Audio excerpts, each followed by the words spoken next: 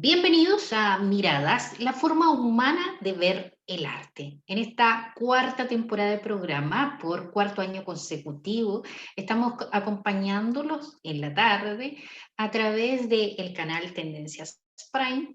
Nuestro programa tiene como objetivo difundir el arte desde una mirada humanitaria. Y hoy, como siempre, nos acompaña nuestro auspiciador editorial Piélago, pero además un gran personaje. Me refiero a don Héctor Vélez Mesa, académico, escritor, un tremendo divulgador de la palabra, un promotor de el léxico. Así es que bienvenido, Héctor, ¿cómo estás? Muchas gracias por invitarme, gusto de poder compartir este tiempo contigo, aunque te vengo conociendo, todas estas conversaciones previas me han hecho adquirir, no sé, una tranquilidad y una confianza para poder conversar con ustedes. Muchísimas gracias por considerar.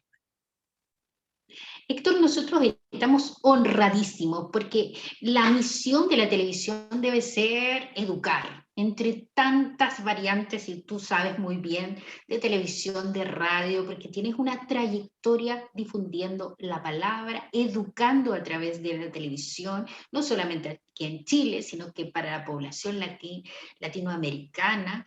Entonces, esta tarde nos sentimos muy honrados porque tener una tremenda trayectoria como la tuya, voy a contarle a nuestros televidentes que tienes 55, más de 55 libros publicados.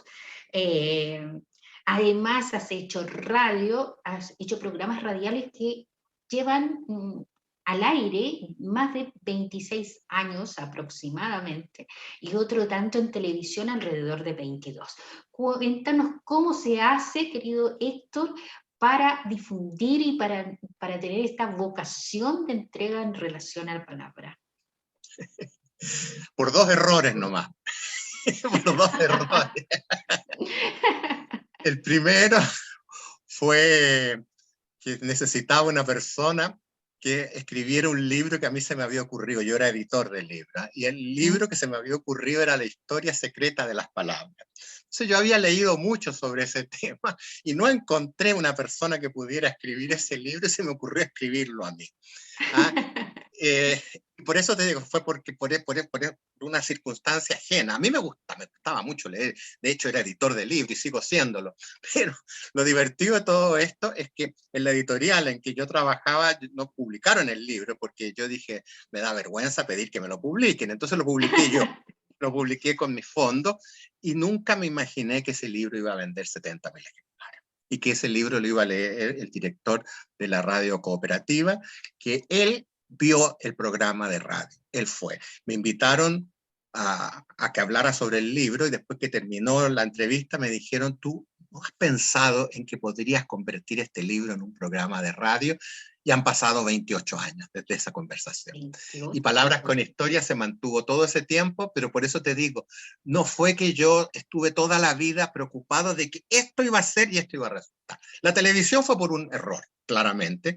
Alguien se equivocó cuando tuvo que hacer una lista para la Canal 11 al despertar de las personas que iban a contratar ese año y me pusieron al final de la lista a mí. Pero sin preguntarme, porque eso tenía que considerarlo primero la autoridad del canal. Ese papel se filtró a la prensa y la prensa publicó que yo iba a ser comentarista de Canal 11 al despertar. Entonces eso trajo dos problemas. El primero era que despidieran al que se dejó filtrar ese papel. Y el segundo, para salvar esta situación, me pidieron, ¿y por qué no hacía la prueba un mes para que salváramos toda esta situación? Y Ya. yo con espanto, porque le tenía espanto a la televisión, lo hice.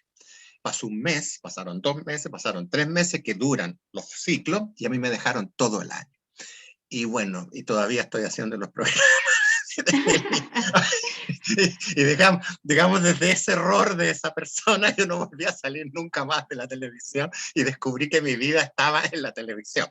Pero haciendo eso, comentando libros y contando lo que es la historia secreta del lenguaje, que para Gonzalo Bertrán, que fue mi profesor de televisión, decía, no hay nada más fome que lo que tú haces, pero ¿por qué lo haces tan bien y tan entretenido? Ese es tu mérito. Y me llevó a Noche de Ronda en una oportunidad para que en el estelar de la noche yo contara lo que hacía. ¿Ah? Y siempre las veces que me invitaron a un programa de esa naturaleza, yo funcionaba Claro, con este tema del lenguaje. Y ahí fui dándome cuenta que es la forma como tú enseñas, es la exacto. forma como tú planteas el conocimiento. Si tú lo haces atractivo, a mí siempre me enseñaron que el conocimiento tenía que ser relevante y práctico. Si tú enseñas algo que es relevante, es muy difícil que a la persona se le olvide. Por lo Claro, tanto, la clase tiene que ser siempre planificada. Y planificada de tal modo que la persona lo que escucha no lo olvide. Entonces, la perfecto. televisión a mí me sirvió para hacer clases, porque una vez un profesor que era experto en pedagogía me Ujú. dijo, ¿cuál es su método? Mi método es hacer la clase exactamente igual como hago un programa de televisión. Es decir, cuando yo Perfecto. entro a la sala, la primera frase que yo voy a decir está programada para llamar la atención, igual que la última. Y la clase está hecha como un guión de televisión. Incluso los chistes que yo cuento están en el guión.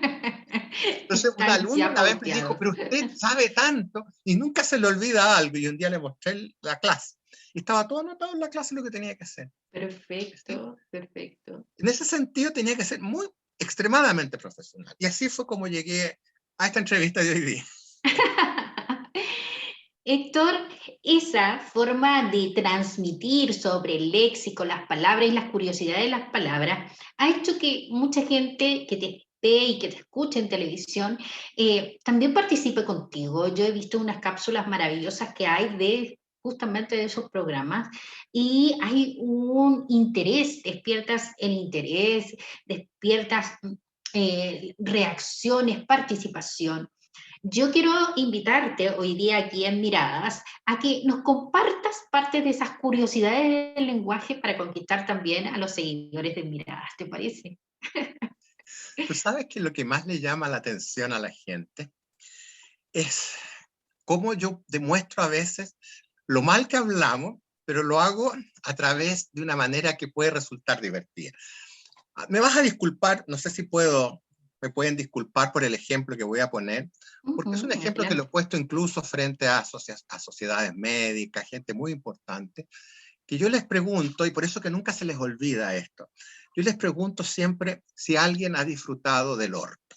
Entonces se produce un silencio absoluto en la sala, pensando, pero ¿cómo este señor que lo traen como un académico tan serio puede preguntar si uno disfruta del orto? Entonces alguien me pregunta, casi a veces agresivamente, ¿y usted disfruta del orto? Por supuesto, le dije yo, toda mi vida lo he hecho. Pero a ver, explíquelo. Y yo les cuento que el orto es el amanecer. Esa es la definición que tiene el diccionario de orto. Y se produce un silencio absoluto. Me dicen, pero perdón. Y algunos sacan los teléfonos y empiezan a leer y dicen en el diccionario, orto, momento en que aparece el sol. Entonces usted tiene razón, me dicen. Y en ese minuto yo me gané el auditorio. Porque de ahí sigo Claro. en adelante demostrándole, porque mucha gente cree que sabe hablar. Pero Ujú. yo le digo que no sabe. Varias veces, incluso con alcaldes, les he preguntado, ¿qué significa la palabra edil?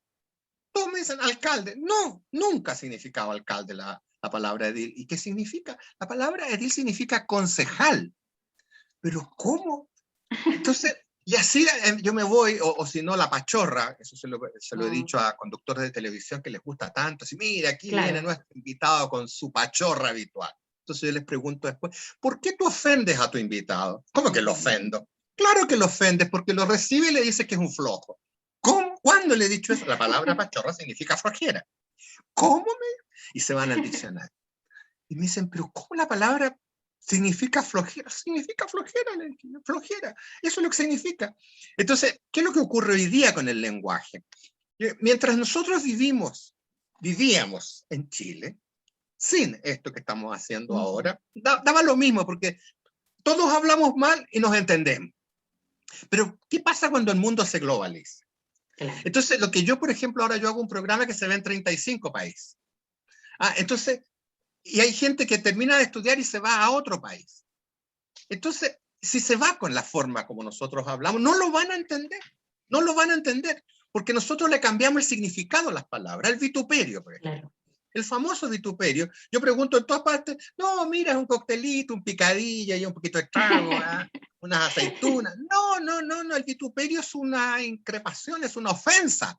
Es decir, lo vituperiaron, es decir, lo criticaron ásperamente. Claro. Entonces yo les digo, cuando los inviten a un vituperio, tengan cuidado, porque no vaya a ser que sea el verdadero. Entonces van a salir muy mal de ahí. Claro que sí, muy ofendidos. Entonces ahí empieza toda esta historia de ir encontrándole un sentido al lenguaje. De demostrar que a veces que una sola palabra puede tener una gran historia. Y por eso ya la divido en aquellas palabras que a mí me fascinan, aquellas que las encuentro bellas, que normalmente no son las que la gente encuentra bellas, las palabras más feas también, y aquellas palabras que sorprenden. En clase muchas veces yo pregunté, siempre me ha quedado la duda si este es un cuento o no un cuento, pero cuando pregunto cuál es el origen de la palabra testigo, y todos me dicen testis, la cabeza, se van al latín, dan una vuelta por ahí entre prefijos. Y el chistoso del curso que siempre existe, ese que se sienta atrás y habla hacia abajo, dice testículo. Entonces yo, pero perdón, ¿qué dijeron por ahí en la sala? No, nada, profesor, no, yo escuché.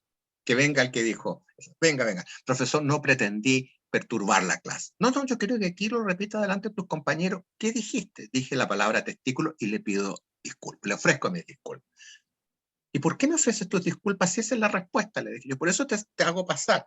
Como que testículo, sí, porque los romanos cuando juraban, levantaban la mano derecha y con la izquierda se tomaban los testículos y los ponían de testigo. Entonces quedan de una pieza. ¿A quién se le va a olvidar esa historia? Claro. O Venezuela, ¿de dónde viene Venezuela? La palabra Venezuela. Se dan vueltas hasta que también ese que está atrás, el mismo que está atrás, dice Venecia, ven para acá. ¿Por qué Venecia? No, profesor. No. Es que esa es la respuesta. Venezuela significa la pequeña Venecia. Me quedan mirando. No puede ser, me dicen. Entonces, es así como yo fui haciendo este camino.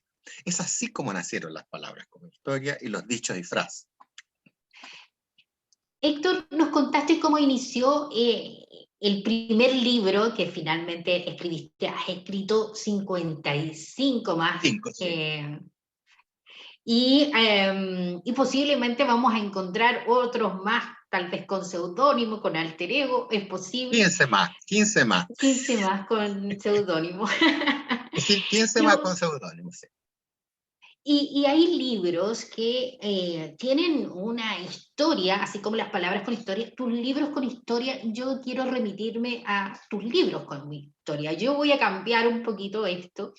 Y a mí me interesó mucho saber que hay un libro que se publicó en México con un acierto increíble. Cuéntanos de ese libro, porque claro, hay muchos famosos tuyos, pero yo te voy a llevar a algunos que me parecen significativos y que nuestros seguidores posiblemente van a ir a buscarlos. Mira, ese libro, que en realidad se hizo en Chile y para Chile, fue consecuencia de un proyecto que fue mundial, que era que cada persona todos los días aprendiera una palabra nueva. Y la única manera de incrementar el lenguaje es que esa palabra se use. Es decir, tú no sacas nada con aprender una palabra nueva y que no la uses. Lo que había que hacer es que esta palabra se usara. ¿Ya? Entonces, a partir de eso, yo dije, ¿y qué pasaría si yo ayudo a la gente? Y le hago un libro que me acordé de los antiguos breviarios. Los antiguos breviarios religiosos eran unos libritos que estaban en el velador, entonces había 1 de enero una lectura religiosa, 2 de enero, y eran 365 lecturas religiosas para todo el año. Eso era para los católicos. Claro. Después estaban las mamás, que tenían que entretener a los niños. Entonces, 365 cuentos para entretener a su hijo. Entonces, ese libro, todos los días la señora tenía un cuento nuevo para que los niños se quedaran dormidos. Y yo dije, ¿qué pasa si yo hago un libro donde a cada persona le cuento la historia de una palabra nueva?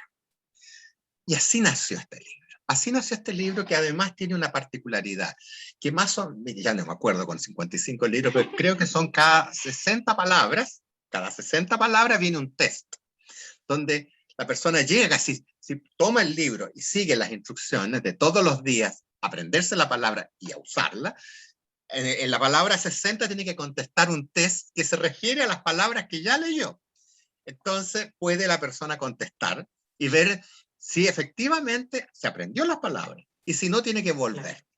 Este libro, en una feria internacional del libro de Santiago, un editor mexicano, en realidad era peruano y había sido alumno mío en Chile, se acercó y vio el libro y me dijo, yo tengo a cargo la colección 365 días en España, que son 365 días para ser más culto, 365, aquí lo estoy mirando, 365 días para aprender de música, qué sé yo. Y en esta colección entró este libro. ¿Ah? Y se vendió bastante bien en el mercado latino de Centroamérica y en Chile.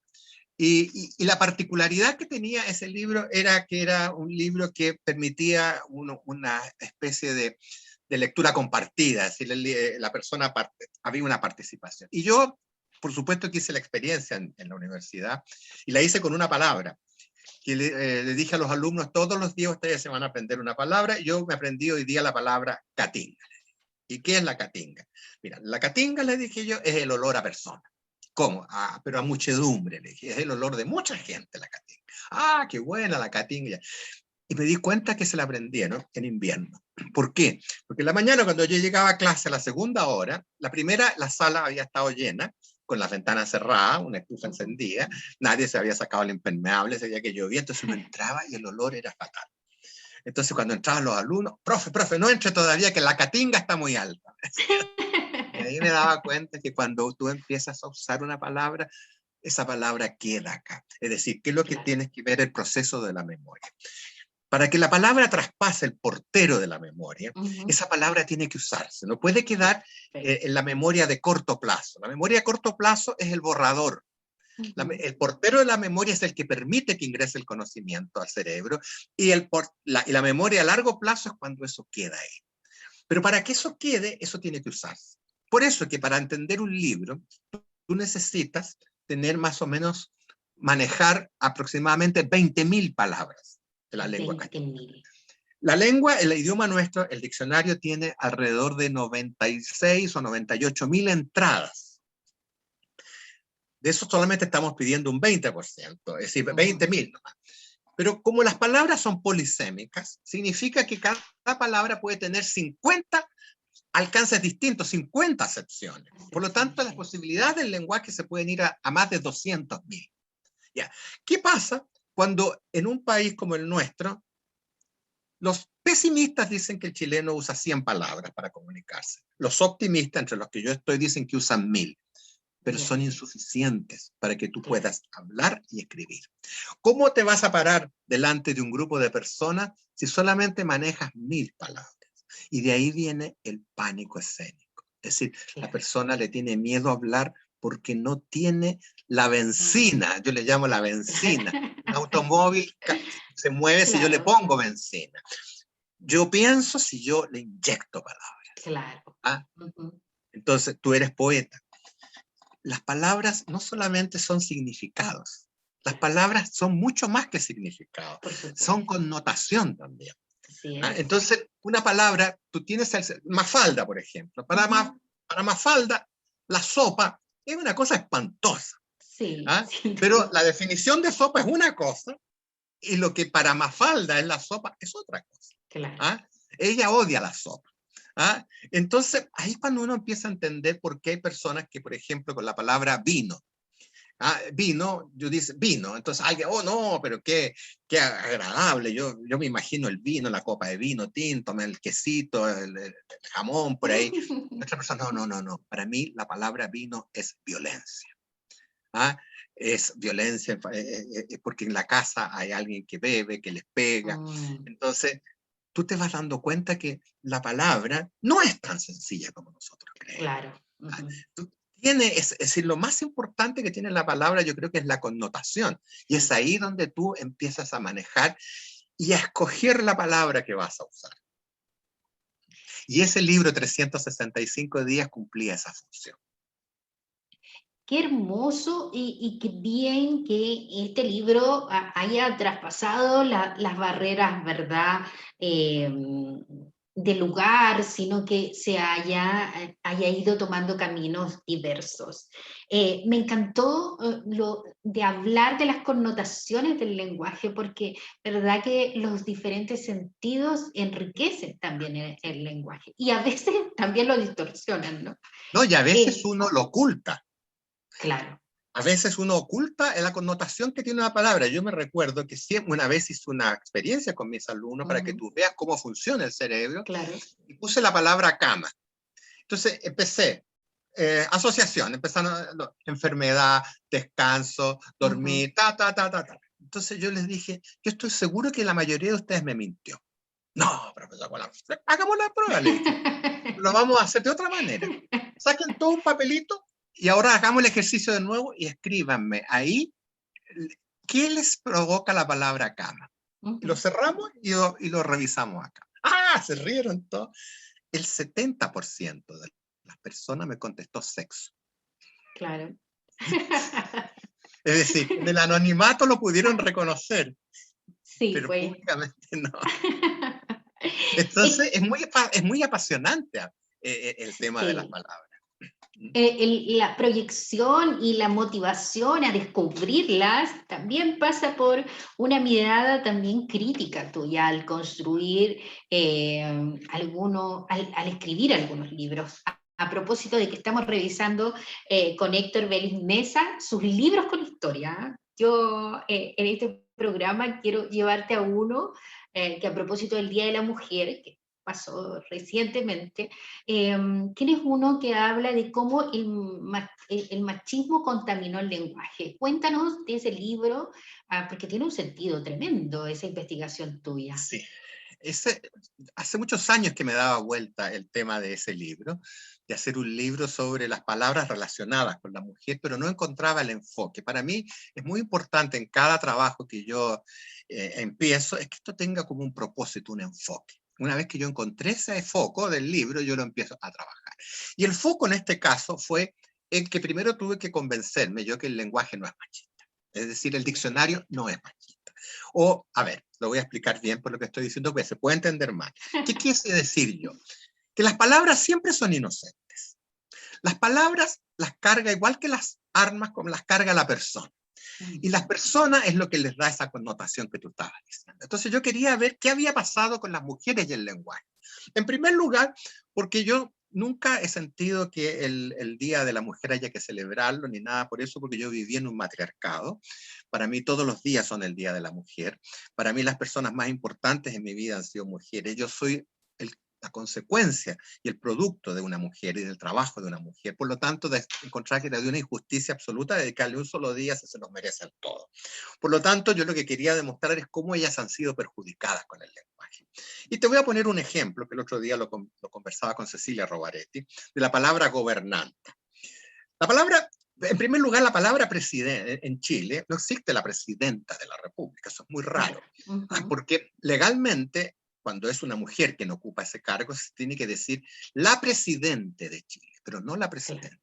A ella se Ujú, le puede decir la presidenta en una conversación, señora presidenta, pero en cualquier documento oficial hay que colocar que ella es la presidente de Chile, cosa que me imagino que en la próxima constitución se va a resolver y el jefe de Estado será el presidente o la presidenta de Chile, pero hoy día no. claro. Ya.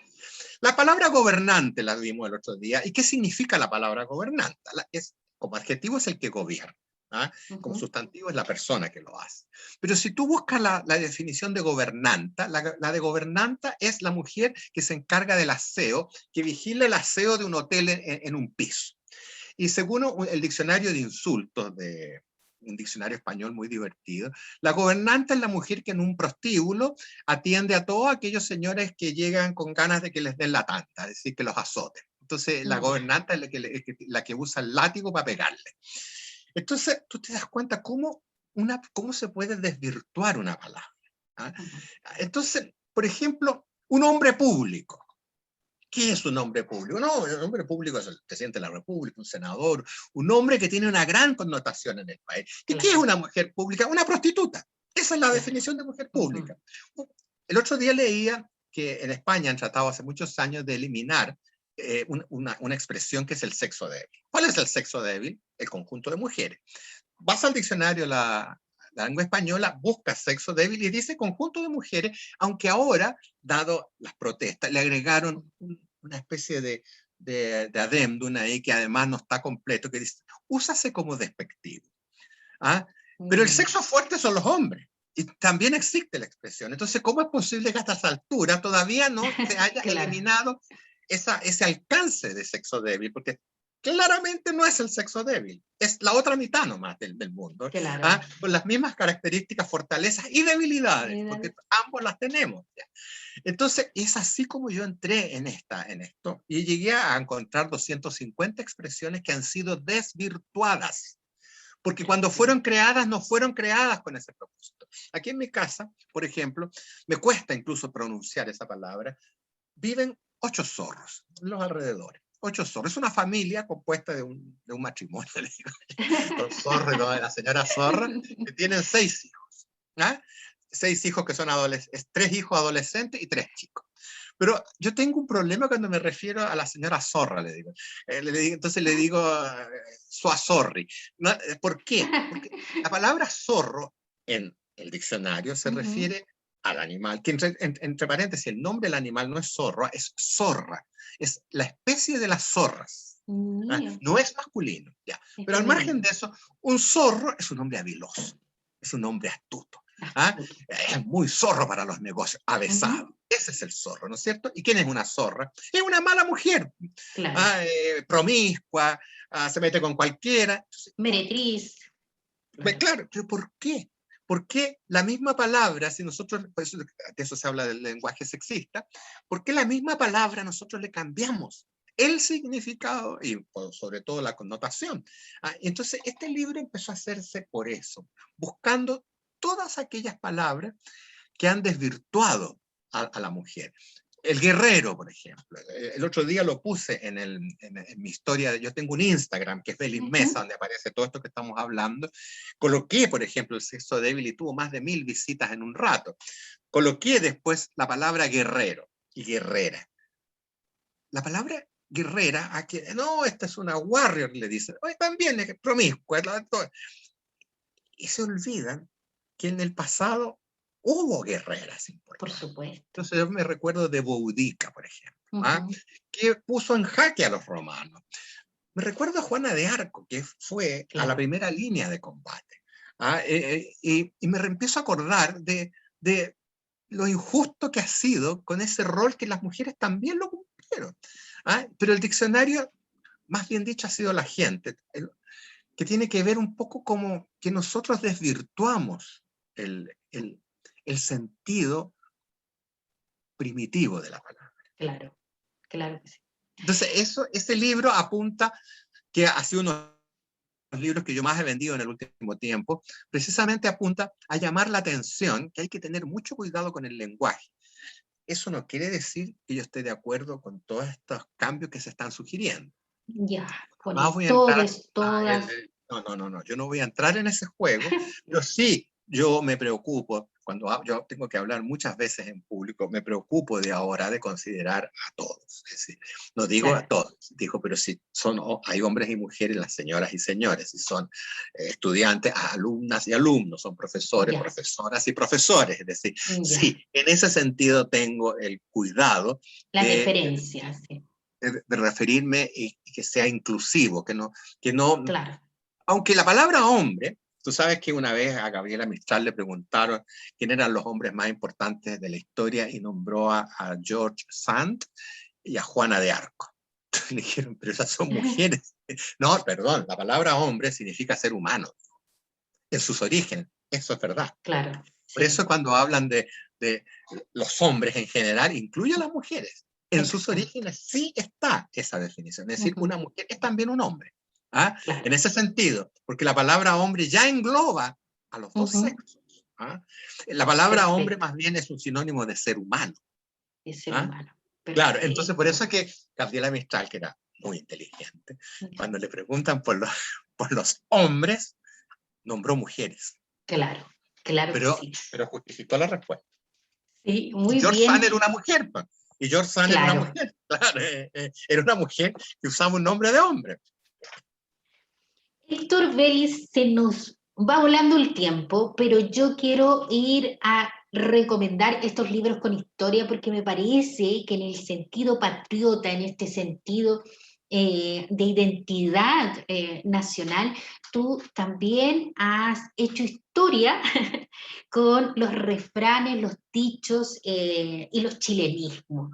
Antes de cerrar nuestro programa, yo quiero que hablemos un poquito de este deseo tuyo de investigar y recopilar a través de tus textos ese lado de nuestro. Claro, ¿qué es lo que pasa? Que el lenguaje tiene muchas aristas, ¿no es cierto? ¿Mm? Yo las he tratado de explorar la mayor cantidad posible, pero siempre con un ánimo, ¿eh? Que es la divulgación. Yo no soy un Perfecto. lingüista, no soy un Ya. experto en lenguaje. Lo que me interesa a mí es la divulgación del lenguaje, Ujú. y el segundo propósito es que a partir de esa divulgación la gente pueda disfrutar de la lectura. Pero sí me llama mucho la atención el tema de las frases, estas frases que nosotros usamos eh, para, para mejorar una explicación, para ampliar una explicación. Y entonces de repente se nos vienen frases que han estado toda la vida en nuestra cabeza. Y lo importante para mí era llegar, si alguna vez alguna de estas frases o alguna de estas palabras tuvo un origen. Porque es muy difícil llegar al origen Claro. de una palabra. Por ejemplo, el patas negras. El patas negras es el amante furtivo, ¿no es cierto? Yo recuerdo que yo conté la historia del patas negras y conté que uno de las curiosidades que tiene el hombre cuando engaña y está con una mujer, ella está engañando a su marido y él está posiblemente engañando a su esposa, cuando los pilla el marido y sienten la llave que está entrando a la casa y ellos están desnudos, el hombre nunca se quita los calcetines cuando se desnuda. Es algo que algún día voy a tener que estudiar, porque un hombre cuando tiene sexo no se quita los calcetines, sexo así clandestino. Entonces lo único que alcanza es a tomar a su ropa y arrancar en la noche. Y a lo lejos se ve una figura con las patas negras, normalmente sus calcetines son negros de los ojos, que va huyendo. Y por eso le pusieron el patas negras. Pero un día me paró en la calle un señor y dijo, me gusta mucho esa historia, pero yo tengo otra. Y me gustaría que usted la averiguara. Y que el patas negras en realidad era un minero del carbón de Lota que Ya. tenía turno de noche. Entonces salía a pata pelada cuando terminaba su turno y se iba a la casa de uno de los ejecutivos del carbón. Entonces esperaba que se fuera el marido, entonces cuando se iba, él golpeaba y le abría la puerta a la señora y entraba. La característica que tenía este minero es que no se lavaba los pies cuando salía de la mina, entonces iba con las patas, con los pies Negra. teñidos del carbón. Entonces ese era el patas negras. Yo encontré tan notable esa historia que la investigué. Por lo tanto, en mi libro, cuando tú lees eso, aparecen las dos versiones. Aparece Qué bien. una, pero le doy el crédito que en el lenguaje no existe una última palabra. Entonces podría Perfecto. ser que lo que yo estoy contando ahora, en el futuro alguien me dijera, eso no es así, porque Perfecto. se logró llegar a eso. Entonces uno no puede sentir que es dueño de la verdad, Claro. sino que es dueño de una parte de la verdad, ¿no más? Claro. Pero uno tiene que tener la capacidad para cambiar. Y en muchos de mis libros yo he Perfecto. cambiado algunas cosas. Qué Y con los chilenos, maravilloso. Qué maravilloso, sin duda. Héctor, antes de cerrar nuestro programa y de quedar muy agradecidos de verdad, de este viaje por el conocimiento de la palabra, yo quiero que tú nos cuentes dónde te encontramos. Nos mencionaste tu Instagram, dile a nuestros auditores cómo y a nuestros televidentes cómo te encuentran, porque nos ven desde Iquique, en el norte de Chile, desde Iquique al sur de Chile. Y yo creo que estas curiosidades dejaron a más de uno interesado en tus libros. ¿Cómo encuentran tus libros y cómo encuentran tu Instagram? este mundo que cambió de un año para otro también nos obligó Uh-huh. a cambiar lo que se llama la distribución del libro. Todo lo que hemos hablado acá aparece en mi Instagram, que es Belis Mesa. @Belis Mesa. Yo para ciertos efectos me llamo @Belis Mesa y es para los efectos de Instagram, y es un Instagram donde aparece todo esto que hemos conversado, las historias de las palabras y en historias y en estas cápsulas. Pero por otro lado, el tema más delicado ha sido la venta de los libros. Uh-huh. Entonces tuvimos que crear, mi familia creó una empresa que se llama www.libroasupuerta.cl www.libroasupuerta.cl, donde ahí los libros que están vigentes todavía, que no se han agotado, se compran en ese lugar y se envían al domicilio. Y en ese lugar. Y en este minuto creo que hay una librería que digamos, con esta nueva mirada que ha tenido el negocio del libro, que sumó a ello, que es la librería Bookland, que también tiene algunos ejemplares, que es una librería que está aquí en Santiago, en Providencia. Ahí se pueden encontrar. Pero indudablemente donde van a estar la mayoría de mis libros es en otra dirección que se llama www.amazon.com. Ese es el futuro, www.amazon.com. Ahí hay que entrar a la tienda Kindle y poner Héctor Vélez Mesa y se despliegan mis libros. Con una rebaja más aproximada de un 40%. Pero maravilloso. Pero un Kindle es una inversión extraordinaria que nadie se va a arrepentir de haberla hecho. Porque caben 6.000 libros, los más nuevos. Es una biblioteca ambulante de 170 gramos. Maravilloso. Y a propósito y en honor a la precisión de la palabra, hay que recordar, Héctor, que tu apellido Vélez es con S, para que encuentren. Sí, si no, no me van a encontrar. Sí, claro. Es Vélez Mesa, claro. Sí, claro, sí, efectivamente, sí. Héctor, antes de cerrar nuestro programa, te agradecemos a ti por estar conversando esta tarde aquí en Miradas, la forma humana de ver el arte. Así que gracias, a usted. Héctor. Muchísimas gracias a usted por esta conversación. Lo he pasado muy bien. Igualmente, Héctor. Y nosotros nos despedimos de ustedes recomendándoles un libro a leer. Esto es Abigarrado Espacio, ¿verdad? Una novela policial del autor Ítalo Araya. Ahí para que encuentre, es gentileza de Editorial Piélago, nuestro programa. Y estamos celebrando una 4ª temporada en Tendencias Prime, nuestro 4º año consecutivo. Eso es nada con respecto a la tremenda trayectoria de nuestro invitado hoy día en la difusión de la cultura. Así es que los dejamos, como siempre, invitados a vernos aquí en Miradas Prime, en el canal 31. Nos vemos una próxima vez. Adiós, Héctor. Que estés muy bien.